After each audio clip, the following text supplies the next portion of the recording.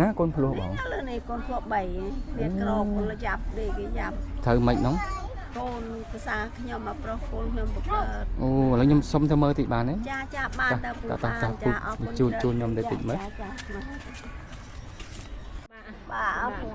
បាទក្រកបាទអង្គុយលើកដាក់លើកចុះខ្ញុំអរគុណច្រើនដែលបងបានមកជួយផ្សាយព័ត៌មានកូនខ្ញុំសូមបងជួយកូនខ្ញុំផងបាទណាក្រណាស់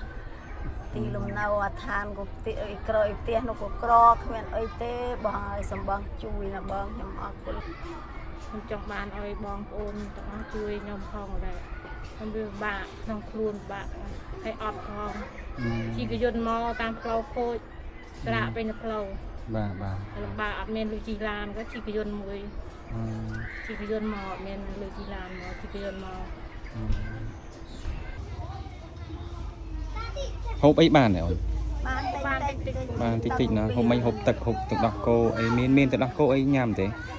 របស់ដែលហូបទៅមានកម្លាំងគួរទឹកអស់គួរដីអយប្រហែលជាប់មកក៏អត់បាត់តែពិតគាត់ចិត្តកើតទេណោះ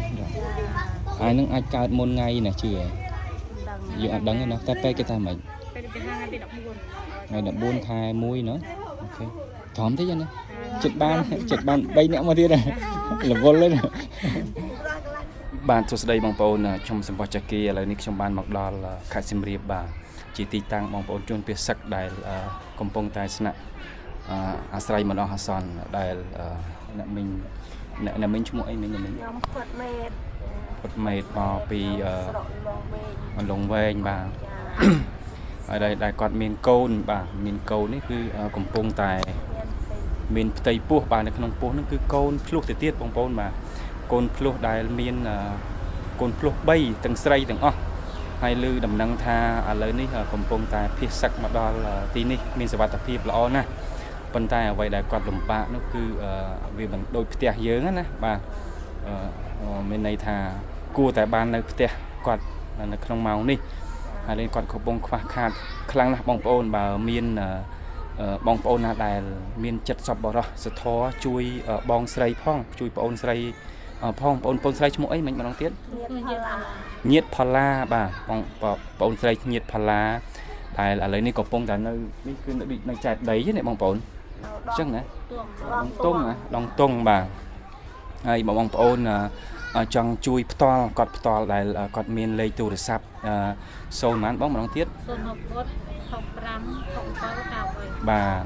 ឥឡូវនេះគាត់កំពុងតែស្នាក់នៅបណ្ដោះអាសន្នឥឡូវនេះឮថាខែ1ឯណោះអ្នកបានសម្រាលបងណាអូខេបាទអញ្ចឹងមានន័យថាមិនបាច់សម្រាលទៅផ្ទះទេទៅខេត្តយើងមានពេទ្យល្អណាស់ណានៅសម្រាប់នេះទៅកើតបានទៅវិញបាទម្ដងទៀតណាបងប្អូនដែលបានឃើញវីដេអូខ្ញុំនេះណាបងប្អូនជួយគាត់ផងគាត់ខ្វះខាតច្រើនណាស់ហើយ